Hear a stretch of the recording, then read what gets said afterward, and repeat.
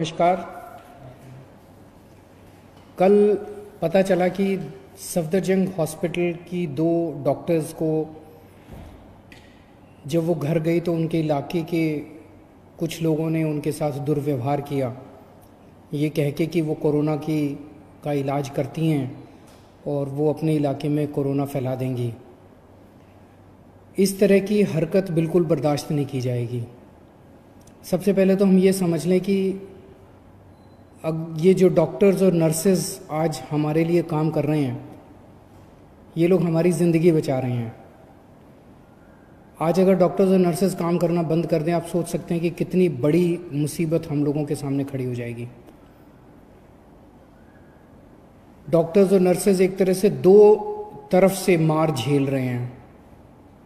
एक तो वो अपनी जान दांव पे लगा के मरीजों का इलाज कर रहे हैं, कोरोना के मरीजों के बीच में रह के वो हमारे ही घर के लोगों का इलाज कर रहे हैं, हमारे ही अपने दोस्तों रिश्तेदारों का इलाज कर रहे हैं।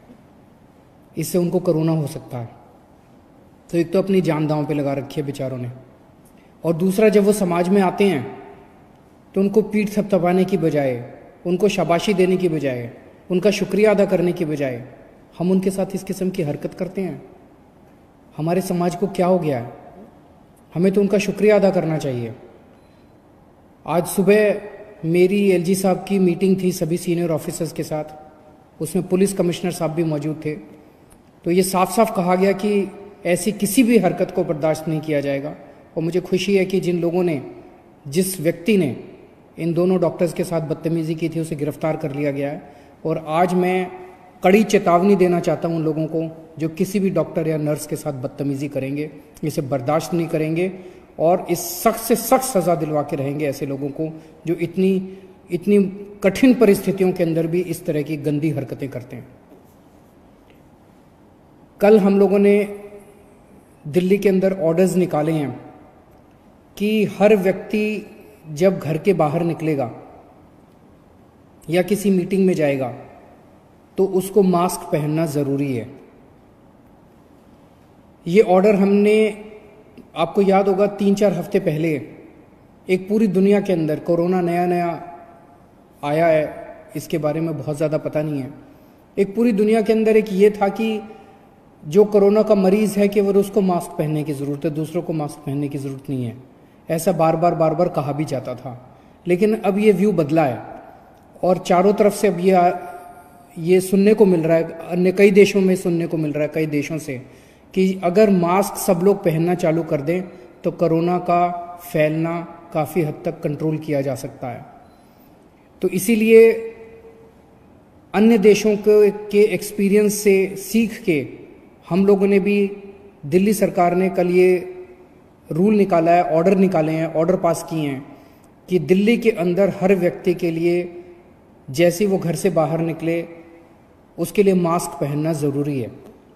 मास्क मतलब आपको कोई मास्क बाजार से खरीदने की ज़रूरत नहीं है। आप अपने घर में साफ कपड़ा, धुला हुआ कपड़ा, धुला हुआ रुमाल इस्तेमाल कर लीजिए।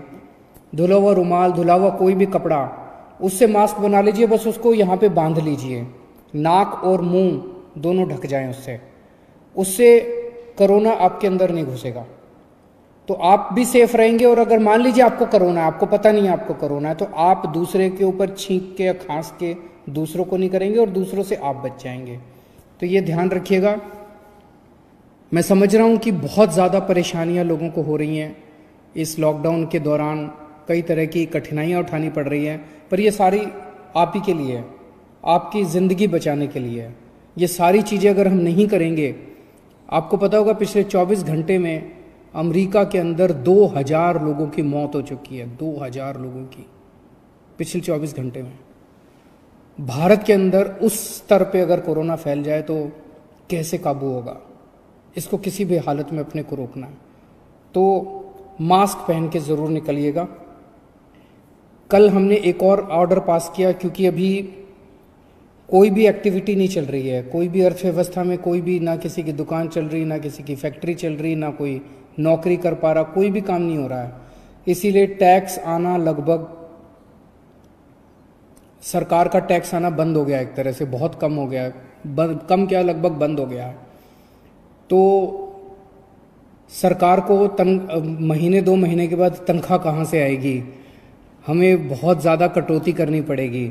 तो पहला निर्णय तो हमने यही लिया कि अब सरकार में केवल तनख्वाह और कोरोना से संबंधित, जैसे फ्री राशन बांट रहे हैं, फ्री खाना खिला रहे हैं, इन चीज़ों को छोड़ के और कोई सरकार के अंदर खर्चा नहीं किया जाएगा, किसी भी तरह का कोई खर्चा नहीं किया जाएगा।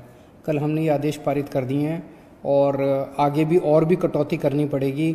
जब जब कटौती करेंगे आपको हम लोग बताते रहेंगे, लेकिन इस कठिन परिस्थिति में सब लोगों को अपने अपने स्तर पे कुर्बानी करनी पड़ेगी, अपने अपने स्तर के ऊपर कटौती करनी पड़ेगी। राशन, जैसा मैंने बताया था, 71 लाख लोगों को राशन हम दे रहे हैं, फ्री राशन दे रहे हैं। जिन लोगों के राशन कार्ड नहीं थे उन लोगों को भी अब राशन देना चालू किया है, लेकिन पूरी व्यवस्था अचानक बनानी पड़ी। तो थोड़ी सी मेरे को पता चला है कि फील्ड में दिक्कत आ रही है लोगों को राशन, क्योंकि स्कूलों के जरिए बांट रहे हैं, प्रिंसिपल बेचारे बांट रहे हैं, टीचर राशन बांट रहे हैं। उनका मैं धन्यवाद देना चाहता हूँ, शुक्रिया अदा करना चाहता हूँ सभी स्कूल के टीचर्स, प्रिंसिपल्स का, जो लोग उनका काम नहीं था ये करना, लेकिन वो बेचारे ये काम कर रहे हैं। उन सब का शुक्रिया अदा करना चाहता हूँ। लेकिन इसमें अभी कई दिक्कतें आ रही हैं, लेकिन अगले 2-4 दिन में दिक्कतें ठीक हो जाएंगी। बस सब्र रखना थोड़ा सा, आज नहीं तो कल मिल जाएगा राशन, कल नहीं तो परसों मिल जाएगा, मिलेगा तो सही। और ये मैं आपको विश्वास दिलाता हूँ कि सबको दिलाऊंगा मैं राशन, आप बिल्कुल चिंता मत करना। दिल्ली में 21 ऐसे इलाके आइडेंटिफाई किए गए हैं जिनमें कंटेनमेंट लागू किया गया है। ये कंटेनमेंट क्या होता है? जहाँ पे हमें कोरोना के कुछ मरीज मिलते हैं उस एरिया को फिर हम सील कर देते हैं। तो कंटेनमेंट मतलब एक तरह से आप ये मान लो शील्ड कर दिया उस एरिया को, एक तरह से वहाँ पे ऑपरेशन शील्ड चला दिया। शील्ड का क्या मतलब?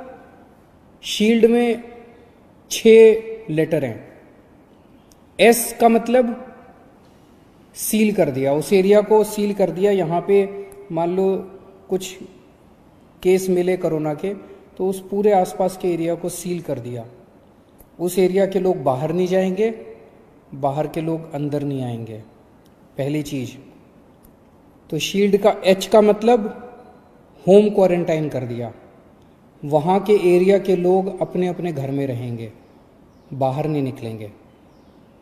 तो एक तो उस एरिया के लोग बाहर नहीं जाएंगे और बाहर के लोग अंदर नहीं आएंगे, लेकिन उस एरिया के अंदर भी लोग अपने अपने घरों के अंदर रहेंगे, अपने घरों से बाहर बिल्कुल नहीं निकलेंगे। शील्ड का आई का मतलब आइसोलेशन एंड ट्रेसिंग, कि जिन लोगों को कोरोना मिला उनको कंप्लीटली आइसोलेट, उनके कमरे के अंदर आइसोलेट करके, और वो पिछले कुछ दिनों में कहाँ कहाँ घूमे वो सारा सीसीटीवी कैमरे के जरिए, उनके मोबाइल फ़ोन के ज़रिए, मोबाइल फ़ोन से पता चल जाता है ना कौन कहाँ गया, इसके ज़रिए पता करके किस किस लोगों से मिले, उन सब लोगों को आइडेंटिफाई करके सबको आइसोलेट किया जाता है। सबको अपने अपने घर के अंदर भी अपने कमरे में बंद कर दिया जाता है ताकि वो दूसरों से ना मिले और दूसरों को कोरोना ना कर दे। तो शील्ड का आई है आइसोलेशन एंड ट्रेसिंग। ई का मतलब एसेंशियल सप्लाई, उस इलाके के अंदर लोगों की एसेंशियल सप्लाई पूरी करने के लिए डोर टू डोर डिलीवरी की जाती है। जो जो लोगों की आइटम हैं, ज़रूरत के आइटम हैं, उनको उनके घर पे पहुंचा दिए जाते हैं ताकि वो घर से बाहर ना निकलें। शील्ड का एल का मतलब है लोकल सैनिटाइजेशन। एल सारे एरिया को सैनिटाइज कर दिया जाता है, पूरे एरिया के अंदर इन्फेक्शन डिसइंफेक्ट किया जाता है, पूरे एरिया को दवाई छिड़क के पूरे एरिया का लोकल सैनिटाइजेशन किया जाता है। और डी का मतलब है डोर टू डोर चेकिंग की जाती है।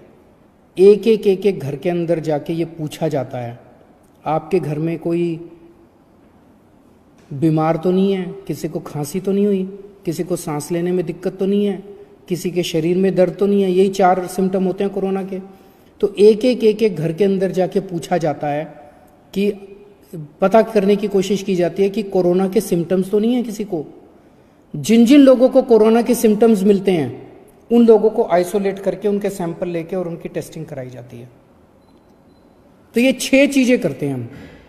जिन जिन एरियाज के अंदर अगर पता चल जाए किसी इलाके के अंदर कोरोना का मरीज है, कोरोना के मरीज हैं, उन एरियाज के अंदर उन एरिया को पूरे को सील करके उसके अंदर ये ऑपरेशन शील्ड एक तरह से लागू किया जाता है। दिल्ली में भी 21 इलाकों में किए हैं।